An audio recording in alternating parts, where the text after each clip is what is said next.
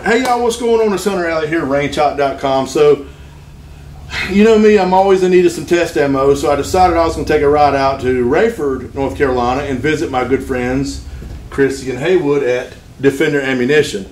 But you know, I threw a couple cameras in the car, and I thought while I was here getting some ammo, might as well take a few minutes of their time and get a little background. I get a lot of questions and different stuff about what's going on with Defender Ammunition, so I thought this would be a good opportunity to maybe take some time and talk with y'all and kind of get the story that you want to tell, so to speak. So this is Chrissy, Haywood, and y'all are been married for how long? Since a lot of years. 09, yeah, 2009. Yeah. So long. And so, did you have any plans of opening an ammunition manufacturer? Or was this something that come about after y'all got married? Or tell me how Defender Ammunition come to fruition. Well, Chrissy told me to refine this, by the way, and there's no exact script, I guess, for it. We were shooting at the time. Okay. Competitive shooting. Okay. I was wrapping up school. I was a non-traditional student at the University of Montana, and we were doing some, I believe it was USPSA, wasn't it? Mm-hmm. So I was doing a little loading for her, and I traditionally like a scalable business. Okay. It's a very scalable business, of course, and there's a lot of interest. I don't know if you want to kind of add to that. I wish we had this like super great story. It's like, you know, songwriter writes a song. Sure. Or like somebody writes a novel. It's like you get little bits and pieces of things from different stories in life, and then they all merge together, and then it's just like all of a sudden we're in the ammo business. It was okay. Like, so you just found yourself here. I didn't, you know, as a little girl, I wasn't like, I'm going to grow up into the ammo business. Right. But yeah, it just happened, and here we are, and we love it. When did Defender Ammunition start becoming more for retail ammo and not just to supply a shooting habit? I think it was 2013, and you know, to kind of recap a little bit. When we moved out here to start this business, I think Chrissy probably cursed me for the first year. She was pregnant. She was pregnant with our second child, and I think you flew out pregnant. Right. I drove out. Yeah. And, from where? From Montana. From Montana. You drove out from Montana. Very small town. Everybody knew everybody. Is that where y'all were Fayetteville, from? Yeah. Oh wow. Okay. Yeah. Now, what made you pick this area? Well, I've got a military background. I served. I know the importance of Fort Bragg, now known as Fort Liberty. Right. Yeah. Right. Fort Bragg. So Fort Bragg is fine. But beyond that, for the business side, you have 40, you have 95, you have 10 million people in this state. Everything manufactured in Montana gets shipped out of Montana. I was in manufacturing prior to starting this, and so I believe it was probably 80% of everything we produced shipped out of Montana. Oh wow. And it came back here to the East Coast. Okay, sure. And so, I mean, I think logistic wise, it just made perfect sense. Okay. And so you got started. Now I remember we talked about it earlier, it was like 2010 or so, the first time I come out to the former 2013. Or 2013 to the first place y'all started, which was kind of a small little facility, and y'all operated out of there for a number of years. We did. We grew out of that space fast. But you did, and now you've built this, you know, it's a pretty massive facility.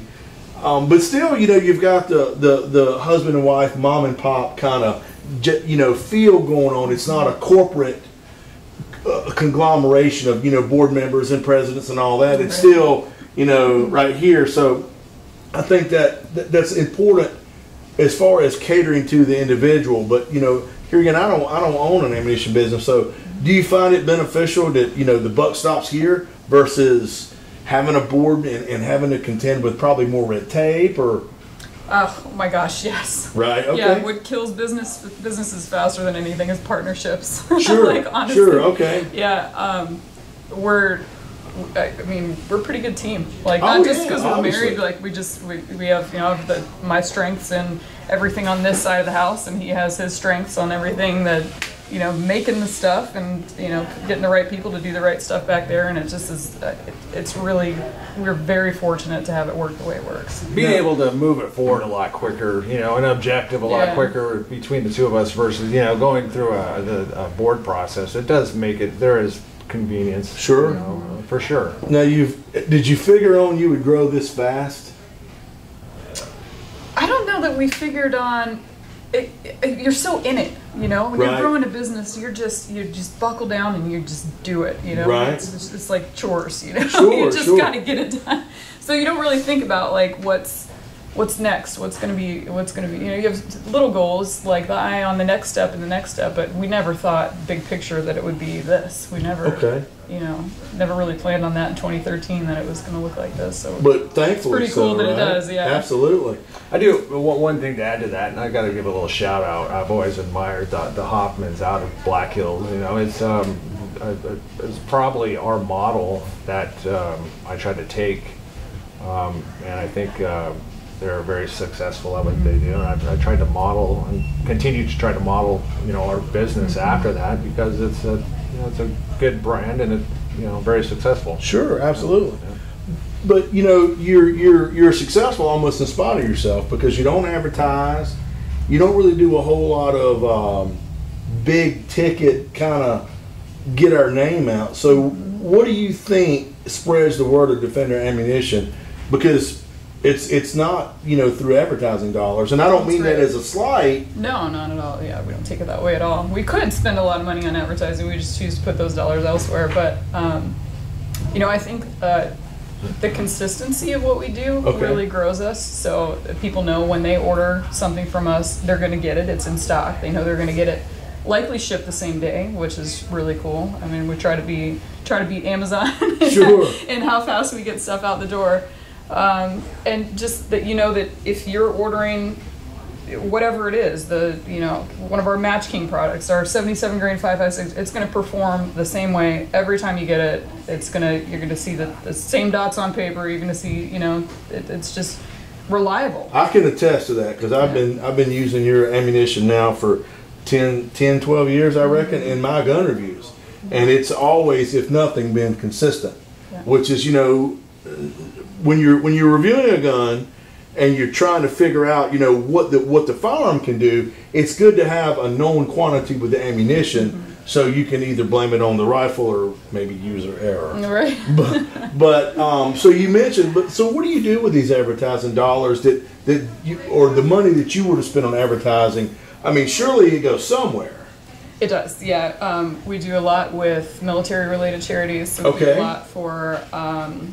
Let's see, the next one coming up is going to be, we do suicide prevention, we do fundraisers for scholarships for Gold Star kids. Wow. We send them to camp, Gold Star kids to camp. Oh, wow. Yeah, there's a lot. So you have a lot of very worthwhile programs that benefit North Carolina. Under it's not something that's, you know, we're broadcast out all over the place. But why is that, I wonder? I mean, why don't you tout your own accomplishments and what you do? I mean, I guess it's because the why, the importance of it means more than the credit. You know, the credit for it. Okay. So like we have the stuff that like the golf flags or whatever hanging up in the showroom, or the thank you plaques or whatever for the causes that we support. But that's not the reason that we do it, really. Sure. It's more because it's like our people and it's our community, and they're super important to us. So it's a healthier growth, I believe, as well. Right. Okay. It's a lot healthier growth. I mean, you can dump thousands of dollars at advertising, but you know, when you turn it off, what do you have? There you go. So yeah, it's a lot. Maybe slower, but steadier. It's a solid base. Yeah, I think the word is more authentic, right? Okay. So, and that's why you don't see the influencers and the marketers saying, I got this great product, and not because they love it, but because it was free and it showed up in the mail. Right.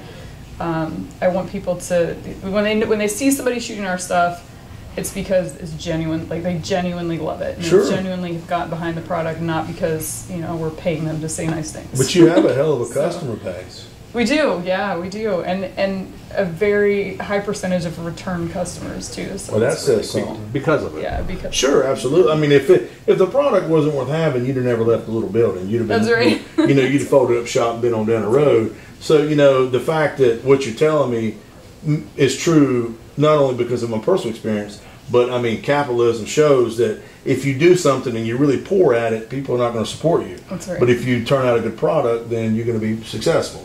Right. So you can be your own best friend or your own worst enemy. Yeah. So, right. and you have a showroom here as well. So it's not just, I mean, you could go to DefenderAmmunition.com. DefenderAmmunition.com and order, but we are in Raeford, is that right? That's right.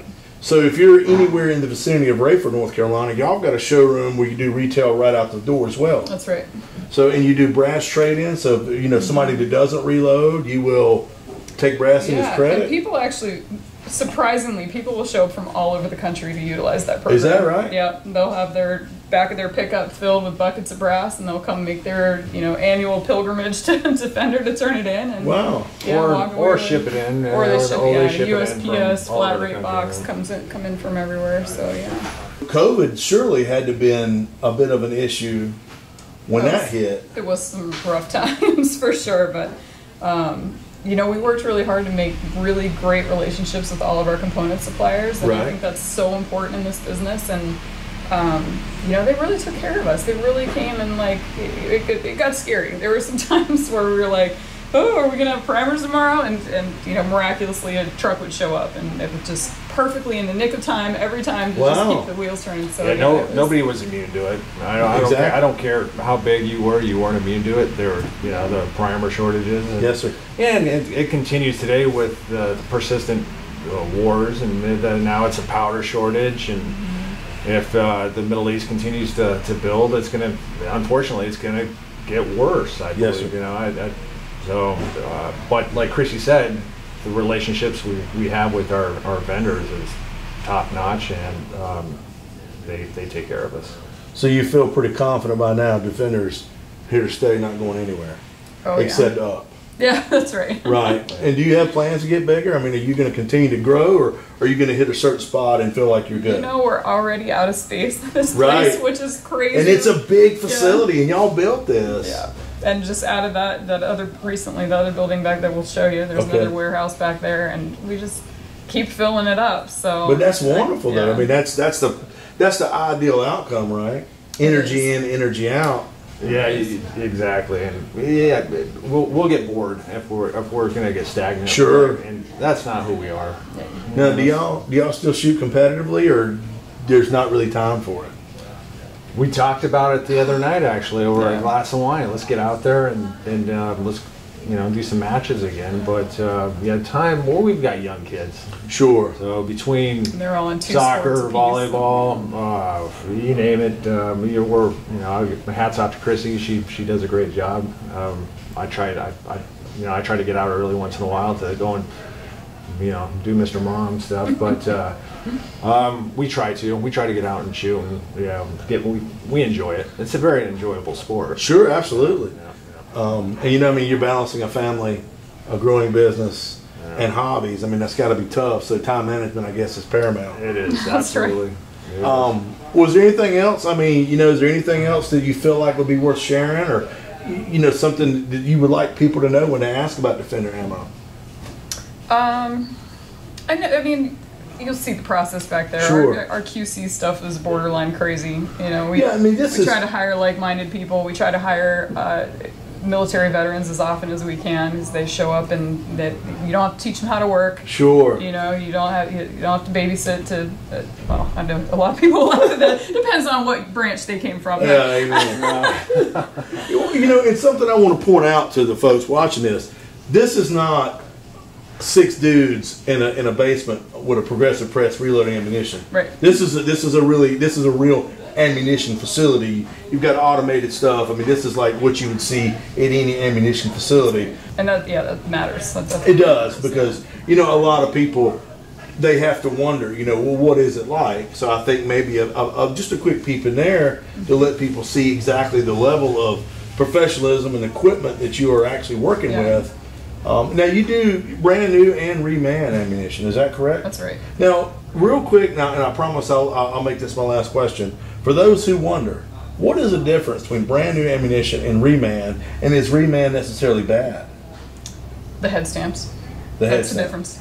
Well, I guess, so when you start to look at the rifle stuff, and probably you should speak to this more than I should, but when you have a little bit of variance in brass, whether it comes from Hornady or Winchester or whatever, whoever made that brass, it's going to be, their process is going to be slightly different. Sure. So when you look at like ultra precise ammo, we would never load like a match grade bullet into a reloaded or remanufactured case, because you're not going to get consistency out of that, and it's really important for a match grade to be consistent. Yeah, you hit it on the head. So it's deviation. There's more deviation in the remanufacturers. For training purposes, it's excellent. Training, Cost, range use. Yeah, but when Chrissy competes or any competitor, we always recommend going to the new line. So you're tighten the deviation up, and you're consistent every shot. Because it's absolutely, she hit it on the head.